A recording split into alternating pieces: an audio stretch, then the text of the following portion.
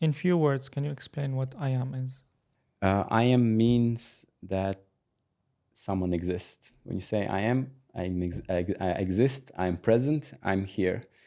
Adding any word than I am can be different for everyone, and this is why we left that space for people. Like when they say I am, they can identify it with themselves. The part where is like more going to the expertise is health and strength coaching. Why health and strength? Very simple, because the both are correlated. Physical health relates with the physical strength as well. Also, we talk about professional strength. It's related with the professional health, because there is certain terms like where we can describe, how successful you are. Same about emotions. So to simplify, it is about the journey and process of the change. And the most maybe important word in that extension is coaching, where we already talk about, but coaching means that journey and process, being the better version or the best version of yourself in a certain moment. So it's like a never ending process. So we left that space. Even saying I am, it looks like and sounds like a not finished sentence. So this is why I want to leave for people to, identify themselves more with our help. Amazing. And what is the current stage of I am company? I am is having like a two target groups, individuals and corporations. We choose that for this stage because this is something what it is easy to divide, but also too easy to focus. Individuals, because it can be very personal for everyone, and every program it's individualized from assessment through the coaching process, through the reassessments, through the progress, or sometimes like a certain stagnation when it's necessary to like a deload. So everyone have a different areas. This is why we're saying I am, because it's very personal and individualized. And corporates, because that's something what is golden mine, I think, not only here in UAE, worldwide, is related to the corporate well-being. And our other name for that is like we call it that we are, because it's related to the group, it's related with the teamwork, it's related with productivity, and of course better results for organizations. When we say well-being, corporate well-being, we're talking about I am offering physical well-being through the not only like a physical movement, but also through educations, through outdoor activities, everything what's related with health and strength. I would just like to answer that question as well about what I am is, because I think for me it's very, very simple. Just feel better. And you can put anything beyond the word I am. So whether you're feeling good or bad, I am anything I want to be, quite simply. All right. So I am is serving to a type of people, individuals and corporates. Yes. You mentioned things about corporate well-being. I would like to hear also from you. Why would a company hire I am basically for corporate well-being? Yeah, it's a good question. I have had a background in corporates now for over 20 years, predominantly in financial services. And of course, I get bombarded every single day with emails from companies, including well-being companies, about why they can help my workforce be more productive, more engaged, more energized, more like a team. And quite frankly, that information is very overwhelming. So I think that's another reason under the banner of Just Feel Better that we felt we could take that beyond just individuals and actually help corporations have an employee base to just feel better. So I think it always helps to simplify things. I'm a believer that data is great. You can use it very wisely, but sometimes the proof's in the pudding. And in some of my previous companies, I've worked with fitness companies, and it can be very scientific. Sometimes it just doesn't work for people. I think, there's typically three things that you want to create. You want to ensure that your employees have fun. That's really, really important, because if they're having fun, they're going to be more engaged. There's no science behind that. I know a lot of people say we don't go to work to have fun, but I think if you can incorporate fun into your workplace as well, then it's just an added benefit for an employer. I think helping people to create a community with a common purpose is really important. That community feel, particularly post-COVID now, is becoming more and more important. helping organizations come together as one unified form. And that's why through IAM, we have exercises. The very kind of common one is Desk-a-size, where it's literally just bringing exercise to the desk in your teams with music playing, having fun. So it creates that sense of community and it engages your workforce. And I think the other thing for me is helping people be educated. I think we assume that everybody is really educated about health and fitness. And actually, that's not the case. So when we talk about corporate well-being initiatives, I always believe the foundation is to educate people on what that actually means. When we ran a series of education sessions with one of my old employers, it actually struck me through that process. Some of the questions that the employees, and of course, all different levels, junior through to very senior, some of them had very basic questions about fitness and what I can do to eat healthier or become healthier. And then, I actually had that moment of realization, which was people are just not that educated about this. So I think, again, if an organization can do the basics in terms of educating people, you're already going to be ticking a lot of boxes in terms of corporate well-being. Amazing. And I think IAM is one of the few, or maybe I haven't heard of any other company that have in their corporate well-being program, 2 people in charge, an HR expert for more than 15 years and a physical strength and health coaching expert. So do you think your HR experience helps basically the corporate well-being part of IAM be more productive and stand out from the rest of the companies? Yeah, I would say definitely, because I've worked with large teams in the corporate world for a really long time. So I tend to know what makes employees tick. And sometimes that is just about having the basics, having a great manager, that sense of community, bringing some fun to the workplace. Sometimes we tend to overcomplicate the corporate space and what employees really, really want. And of course, that has changed post-COVID. But I think everything is just about simplifying it. I think my role has been to help people. I think that's one of the reasons why I got on with Ivan so easily. He helps individuals and teams in his own right, and that's kind of what I do in my job in HR as well. So I think my understanding comes from having that corporate background. So I understand how corporations work. I understand what makes them tick. I understand how you have to approach them. And obviously on Ivan's side, it's the technical part of the job, which of course I don't have. And then I think the mutual understanding that we both have is that we're very passionate about what we do. And I think it doesn't matter whether you're working with an individual or a corporate, if they can see that level of passion and experience on top of it, for me, that's a great combination.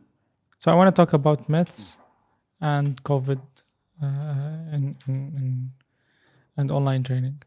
So there's a lot of myths related to exercise and mindset and how the two things correlate. Do you have any myths in mind?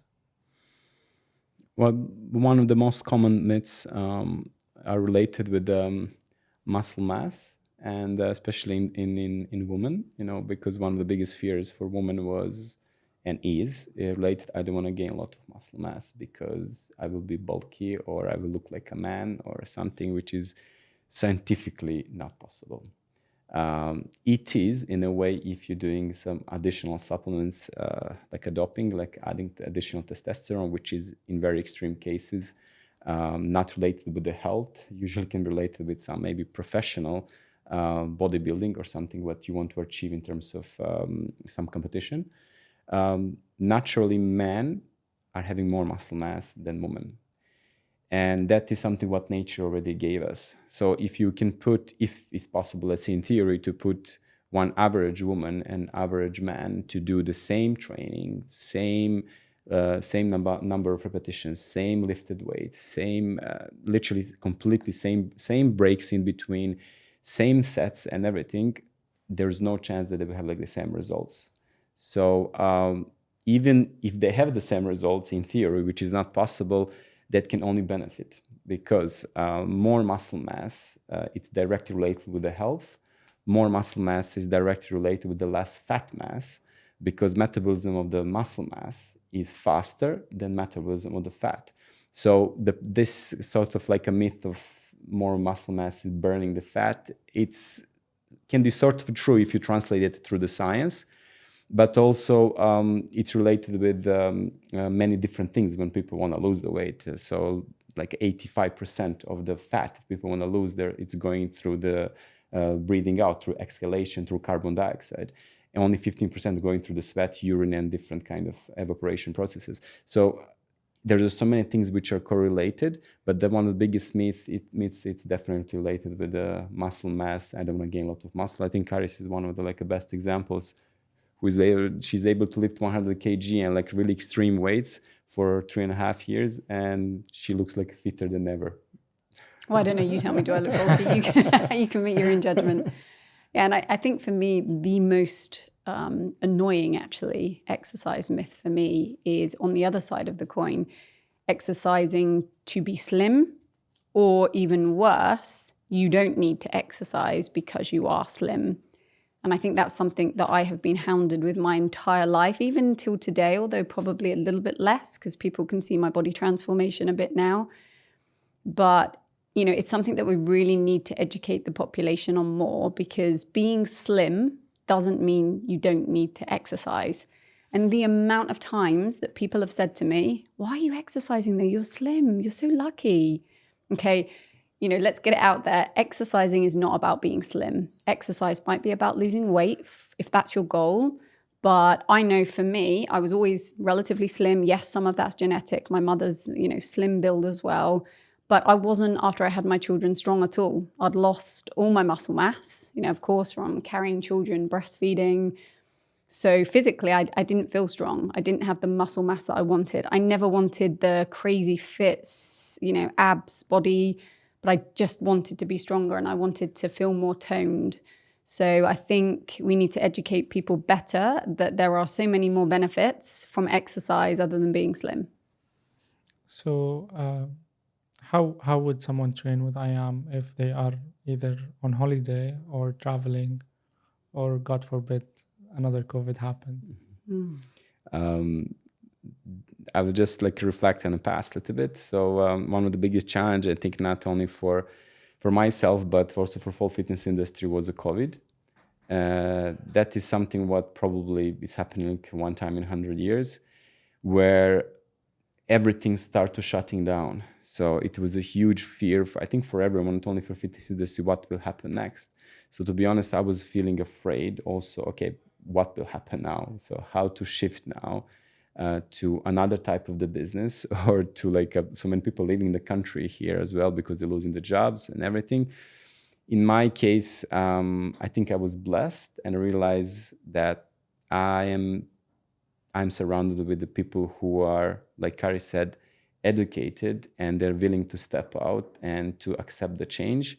So before I just make that conclusion, one of my biggest strength of IAM is that because we have a long-term clients. I'm 7 years in Dubai. I have clients for that amount of the time, the same one, with of course slightly changes, but usually they're coming back after a certain period of time. So in that case, when COVID happened, literally all my clients shifted to online training, which was something completely new for me, something I was not able to maybe accept in the beginning, but it was complete paradox to everything what was happening, because I was started gaining more clients. I was busier more than ever. We started doing a corporate well-being through the online. So it was something completely new for me, for my profession. And this is where the gate of online training was open for me. And I find out that this is sustainable and it's something what is quite unique. So we're not talking about online coaching in a way, sending the online programs people doing. It's literally one-to-one online training, which is possible even now, because now people don't have excuse when they're traveling. People don't have excuse if they're for example, lazy to show up in the gym.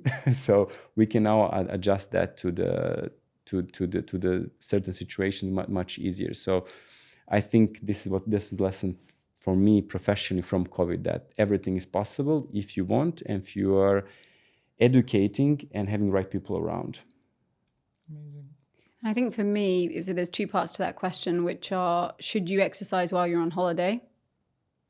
I think that, again, it's all down to individual personality, right? And again, mindset. If you want to keep seeing results consistently, of course, it's better for you to continue doing some form of exercise while you're on holiday, even if that means adapting your workouts, going for a walk for 10 to 20 minutes a day, whatever it is. You should continue to do some form of exercise. It makes you sleep better. It helps you get over jet lag. It gives you more energy. So, of course, there's so many reasons why you would continue to do it on holiday. I think everybody should have a break at least once a year. That could be a week. I take my week out of training and I go skiing. So I'm still doing physical exercise all the time. So it's a different type of training. But I'm a really big believer that you should keep it up because, again, you've invested that time and effort in making progress. And typically when you go on holiday, you're backtracking in your progress. So I'm a really firm believer in keeping up some form of regular exercise habits. Amazing. Thank you so much. I think we're done. Thank you.